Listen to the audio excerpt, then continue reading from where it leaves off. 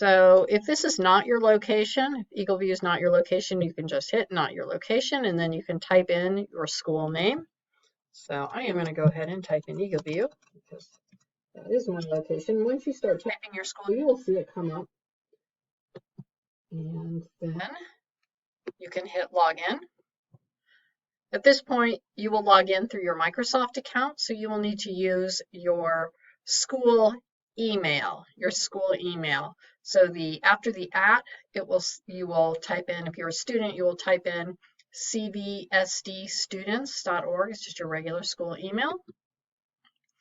And then your password, mine is saved, but your password is a password you use for everything else. Schoology, logging into your school computer, Google, just your regular password, that will get you into Mackinvia. From here, there's 3 kinds of resources, as I said, ebooks, databases, and audiobooks. I'm going to start out by showing you the ebooks and audiobooks. If you want to continue watching, I will show you the databases, and then I'll also show you some more advanced search techniques, again, if you want to continue watching. So to get to the ebooks, you'll just click here on ebooks, and I do want to recommend that when you search, you don't just start searching right away or even scrolling right away. You want to make sure that you're looking at the specific kind of resource that you want, not looking through all resources. So if I want an ebook, again, that's when I'm going to click there, the ebooks, and I'll know that these are all ebooks because of the little book icon in the corner.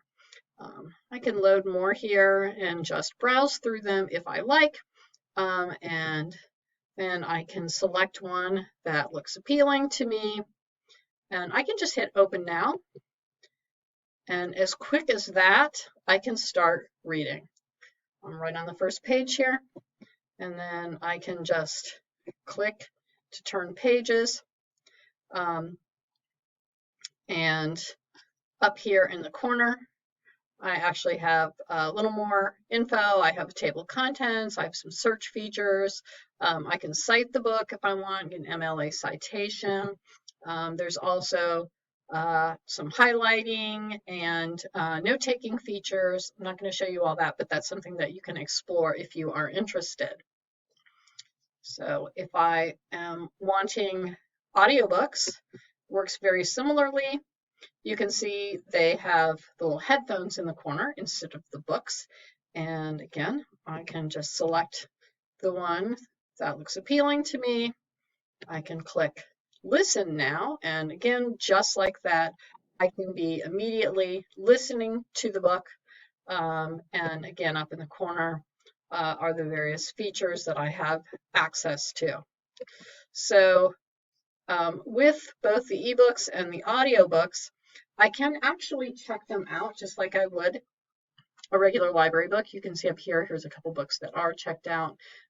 This one says mine, that one's actually checked out to me. I would not be able to listen to this one the way that I clicked on listen now and the others because somebody else has it checked out. So that's actually an advantage to checking out a book. That way I know that I'll have it when I need it. It won't suddenly become unavailable. So if I want to check out a book, it's as simple as hitting checkout. And then I can go up here and I can access all of the books that I have checked out. There's another advantage to having books, ebooks, and audiobooks checked out, and that is I can get an app on my tablet or on my smartphone, and the books that I have checked out, I can then download and I can read or view them offline. That means that I won't use data if I do not have access to Wi-Fi. So that's another big advantage to actually checking them out. I don't have to worry about returning them. They'll be automatically returned after 7 days. But if I am finished with them and I do want to return them, I can just hit return, and then it's again available to anyone. Databases, I'm going to show you these briefly for anyone who is interested. These are research databases, and we have World Book, our encyclopedia, JSTOR, which is a very academic database with journals that are good for higher level research, and then our Gale databases, which are, as you can see, science, world history, opposing viewpoints, more subject oriented. These are some academically oriented ebooks you can look at. So, I'm not going to go into detail on these right now, but I do want you to be aware that this is something you have access to. These are not books you can check out, but you can open them up and take advantage of them. And for those of you who are interested in some information on searching, if I want to search ebooks or if I want to search audiobooks, this information will work the same way. I can do it a couple ways. I can just put a keyword up here, such as the last name of an author. I'm going to search audiobooks here. So I can put Reardon, last name of Rick Riordan, very popular author, and you can see that we have a lot of audiobooks by Rick Riordan available. I might want to clear my filter before I check again, or it's only going to search within the books that I have already looked at. I can also look for authors this way. Here I can just sort of scroll through, see what authors we have, or I can do it's similar and type in Rick Riordan there, and it's going to pull up his name that way.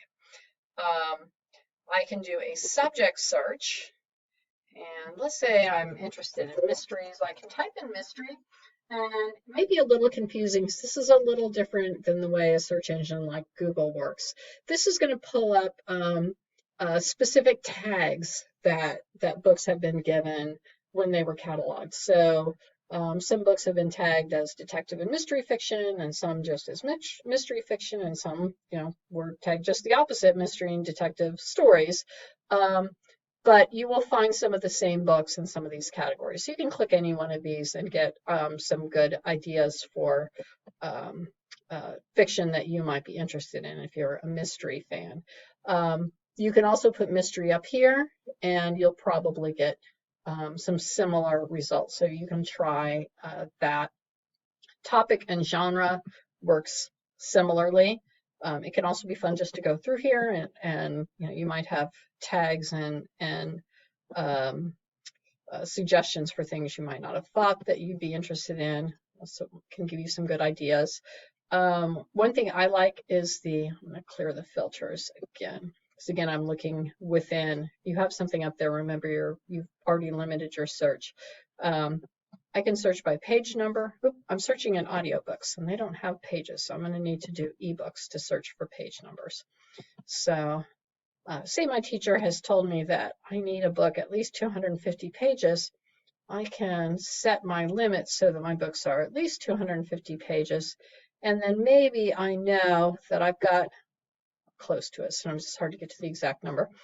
Maybe I know that I've got a lot of other reading to do, and I don't want to read a book that's over about 400 pages, so I can set myself a limit, and then I'm only looking for books that are a specific length.